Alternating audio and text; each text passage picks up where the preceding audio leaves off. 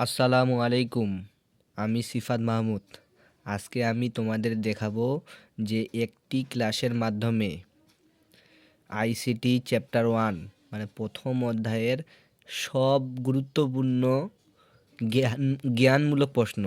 ইনশাআল্লাহ তোমরা যদি এই প্রশ্নগুলো দেখো তোমাদের কমন আসবে ইনশাআল্লাহ। তো দেখো আমি লিখছি প্রথমে কি ভার্চুয়াল রিয়ালিটি কি। দেখো এটা আমি স্টার দিছি পাঁচটা স্টার, মানে বুঝতেছো কতবার আসছে বোর্ডে। প্রকৃত অর্থে বাস্তব নয়, কিন্তু বাস্তবের চেতনা উদ্রেককারী বিজ্ঞান নির্ভর কল্পনাই হলো ভার্চুয়াল রিয়ালিটি।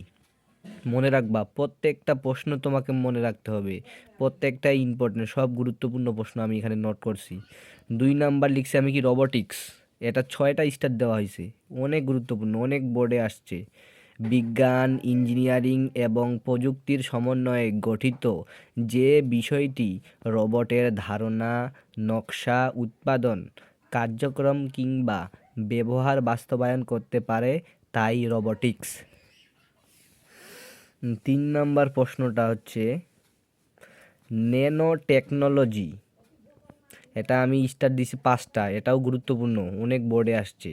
যে ন্যানো টেকনোলজি হলো এমন একটি প্রযুক্তি যেখানে ন্যানোমিটার স্কেলে একটি বস্তুকে নিপুণভাবে ব্যবহার করা যায়, অর্থাৎ এর পরিবর্তন, পরিবর্ধন, ধ্বংস বা সৃষ্টি করা যায়, সেটাই হচ্ছে কি ন্যানো টেকনোলজি।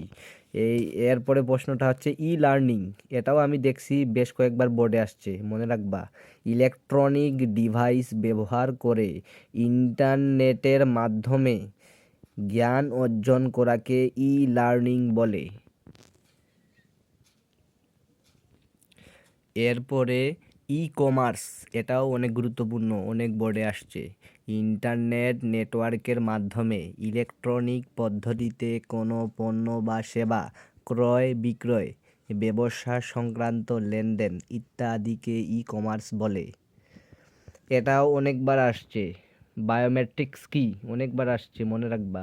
বায়োমেট্রিক্স হলো এমন একটি প্রযুক্তি যেখানে কোনো ব্যক্তির দেহের গঠন ও আচরণগত বৈশিষ্ট্যের উপর ভিত্তি করে তাকে অদ্বিতীয়ভাবে চিহ্নিত করা, সেটাই বায়োমেট্রিক্স। এরপরে আসো ন্যানো পার্টিকেল, এটাও অনেক বোর্ডে আসছে। যে 1 থেকে 100 ন্যানোমিটারের অতি ক্ষুদ্র কণাই হলো ন্যানো পার্টিকেল। এরপরে আসলো বিশ্বগ্রাম কি, আমাদের প্রথম অধ্যায়ের প্রথম অংশেই আছে যে বিশ্বগ্রাম কি, এটা মনে রাখবা, ম্যাক্সিমাম সময়ে আসে।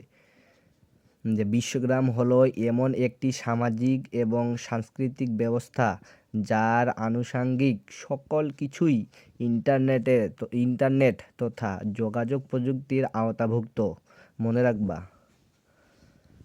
9 নাম্বার প্রশ্ন হচ্ছে স্মার্ট হোম, এটাও অনেক বোর্ডে আসছে, দেখছো না প্রত্যেকটা প্রশ্নের শেষে আমি স্টার চিহ্ন দিছি, তার মানে এগুলো সব গুরুত্বপূর্ণ প্রশ্ন।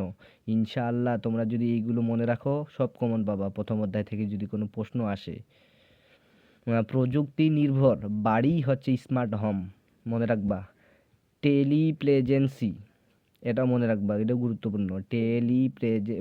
টেলিপ্রেজেন্স এমন একটি প্রযুক্তি যেখানে কম্পিউটার গ্রাফিক্স ব্যবহারের মাধ্যমে ব্যবহারকারীদের দূর থেকে একটি স্থান বা পরিবেশের সাথে উপস্থিত থাকার অনুভূতি দেয়, সেটাই হচ্ছে টেলিপ্রেজেন্স। এরপরে আসি ক্রায়ো সার্জারি, এটা মোস্ট ইম্পর্টেন্ট, এটা পড়বাই। ক্রায়ো সার্জারি হলো স্বাভাবিক বা রোগাক্রান্ত টিস্যুকে অত্যাধিক ঠান্ডা করে ধ্বংস করার একটি চিকিৎসা পদ্ধতি। এবার আসেন মেশিন লার্নিং, এটাও অনেকবার আসছে। মেশিন লার্নিং হলো কৃত্রিম বুদ্ধিমত্তার একটি শাখা যেখানে কম্পিউটারকে সরাসরি প্রোগ্রাম না করে ডেটা থেকে শিখতে এবং নিজে নিজে সিদ্ধান্ত নিতে সক্ষম করা হয়। এরপরে আসেন নিউরাল নেট, এটাও মোস্ট ইম্পর্টেন্ট। নিউরাল নেট হলো এক ধরনের কৃত্রিম বুদ্ধিমত্তা যা মানব মস্তিষ্ক যে উপায়ে কাজ করে কম্পিউটারকে একইভাবে ডেটা প্রক্রিয়া করতে শেখায়। পড়ে নিবা, সবগুলো প্রশ্নই ইম্পর্টেন্ট। তথ্য প্রযুক্তির, এবার আসো বায়ো ইনফরমেটিক্স, এটাও মোস্ট ইম্পর্টেন্ট। তথ্য প্রযুক্তির সাহায্যে জীববিদ্যা বিষয়ক তথ্য প্রক্রিয়াকরণ হচ্ছে বায়োমেট্রিক্স। আর 15 নাম্বারটা হচ্ছে সিএডি ক্যাট। দুঃখিত, যান্ত্রিক ত্রুটির কারণে ভিডিওটি কেটে গিয়েছিল। তো আমাদের প্রশ্ন 15 নাম্বারটা ছিল ক্যাট, সিএডি ক্যাট। ক্যাট কি?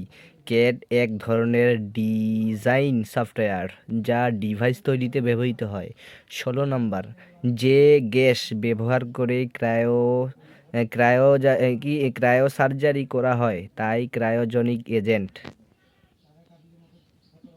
তো ক্রায়ো সার্জারি চিকিৎসা পদ্ধতিতে যে নল ব্যবহার করে তরল nitrogen, carbon die oxide, argon ও ডাইমিথাইল ইথার ব্যবহার করা হয় তাই ক্রায়োপপ। এরপরে আসি যে কৃত্রিম বুদ্ধিমত্তা কাকে বলে। মানুষের চিন্তাভাবনাকে যন্ত্রে রূপ দেওয়াকে কৃত্রিম বুদ্ধিমত্তা বলে। এটাও ইম্পর্টেন্ট, অনেক বোর্ডে আসছে। এবার আসি প্লেজিয়ারিজম, এটাও অনেকবার আসছে, মনে রাখবা এটা। অনুমতি ছাড়া অন্যের তৈরি করা কোনো কিছু নিজের নামে চালিয়ে দেওয়াকে প্লেজিয়ারিজম বলে। তারপরে আসি হ্যাকিং। এই প্লেজিয়ারিজমের সাথে হ্যাকিংটা মনে রাখবা, অনেক বোর্ডে আসছে। অনুমতি ছাড়া কোনো একটা সিস্টেমে গিয়ে নিজের কর্তৃত্ব প্রতিষ্ঠা করাই হ্যাকিং। এরপরে আসি যে টেলিমেডিসিন। অনলাইন পদ্ধতিতে ইন্টারনেটের মাধ্যমে যোগাযোগ স্থাপন করে চিকিৎসা প্রদান করা হলো টেলিমেডিসিন। এরপরে আসি যে ভিডিও কনফারেন্সিং। টেলিকমিউনিকেশন প্রযুক্তি ব্যবহার করে দুই বা ততোধিক ভৌগোলিক অবস্থানে অডিও ও ভিডিও উভয়মুখী প্রক্রিয়ায় ভিডিও কনফারেন্সিং। আমি মনে করি যে এই 22টি প্রশ্ন তোমরা যদি মনে রাখতে পারো তাহলে ইনশাআল্লাহ তোমরা কমন পাবা। আর ভিডিওটি ভালো লাগলে চ্যানেলটি সাবস্ক্রাইব করবা। ভালো থাকো, আসসালামু আলাইকুম।